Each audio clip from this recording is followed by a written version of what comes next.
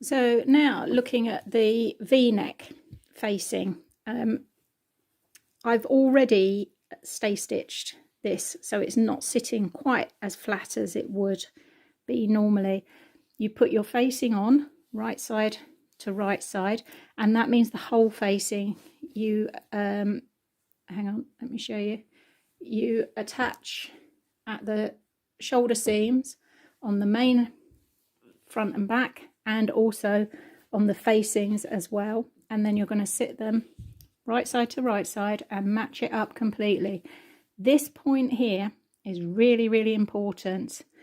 So you can see I've already cut into here. So if you imagine this hasn't been cut and it was sitting on like this, and this was my stitching line, I always mark that center point. Sometimes I'll actually do a little fold so that I can see the line, and I would actually put a pin in here completely straight, so it's going right up into that point. Okay, hope you can see this. Let's see if I can get closer. Oh gosh, that's really close, isn't it? So it's right up to this point here. So when I come down stitching, okay, I'm sewing all the way down. I have already done, and I don't know if you can see it, I did take photos, but I didn't film it before I did it. But I've done, oh yeah, look here, that white there stitching is my what's called stay stitching, which I would just do on this bit of the collar. And you can see, look, we're working on a bias now, and collars you're nearly always working on a bias, so that's why they will ask you to what's called stay stitch. Okay, so the stay stitch just goes on the one layer of fabric, so I'll stay stitch on here, and I would also stay stitch on the front piece or back piece of my bodice as well. That is, I stay stitch within the 5/8 seam allowance, okay, because we're then going to stitch outside of that when we actually do our seam. But that stay stitch, what it does is it can help to stop that fabric stretching out as you go, and that's when you get a bit of a wibbly wobbly line on your collar, because as I say, we're now working on the bias here across the seam, so we end up with an awful lot more give in the fabric, whatever the fabric is. Okay, so once you've done that, we then put the collar piece on and then stitch down, and I stitch down using, I always use the side of the foot as my guide, and I set that up with the stitch width on a 7mm machine. I take the stitch width to 0, which takes my needle over to the far left. Often you'll find you've got a stitch, one of your straight stitches will show you the needle setting on the far left. Then I'll run the side of the foot along here all the way down until I get to that pin. And as I get to that pin, sometimes I'll stop and it'll be like one stitch. I will slide the pin out of the way, take that extra stitch, and then I pivot.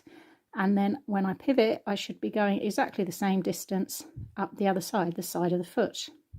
Okay, really, really key. Don't take any extra stitches there. You want to stop on that point and pivot. Okay, because that will give you a really sharp point. And then what you then have to do is be quite brave about cutting right down to that point. But what I have also done here before I've cut it, this is what's called understitching. Let's come back out. There we go. And understitching is really, really key on things like this. And I don't think they always explain the purpose of it, but what this will do is if I tuck this under my facing, you can see that because it's been understitched, it sits much neater. And what it does, the understitching stops that rolling over onto the front, because there's nothing worse than, you know, you've got a lining and then it creeps up and shows on your collar. So that understitching, which is different to stay stitching is the first process, understitching is the second. That is what's going to keep that nice and neat. And you'll notice, because it's a V, Sorry, it's quite hard to show. But I haven't understitched all the way into the V. Here we go. I think we can probably see there. I've stopped just before, okay?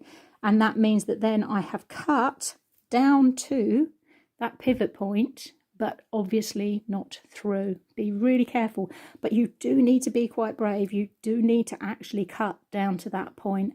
And then what you can do, and I always feel like my mum when I do this, because I can distinctly remember her doing this, grab it with your nail either side and wiggle it. Very technical term here. Oh yeah, I'm wiggling the camera as well. There you go. Wiggle it, because what it will do is just ease that. It's all about fabric manipulation here, girls and boys. There we go.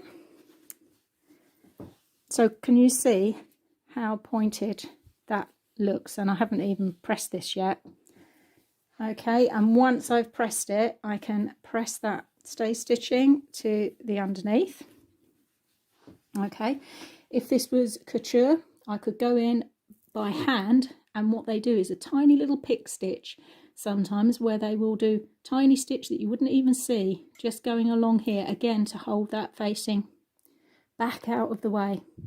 Okay, but it won't need it. Once it's had a good press, that should stay put with no trouble. Very often all I'll do is on the shoulder seam, I will actually catch the facing here with a couple of little stitches onto the shoulder seam of the facing onto the shoulder seam of the top and front, just to hold that again in place.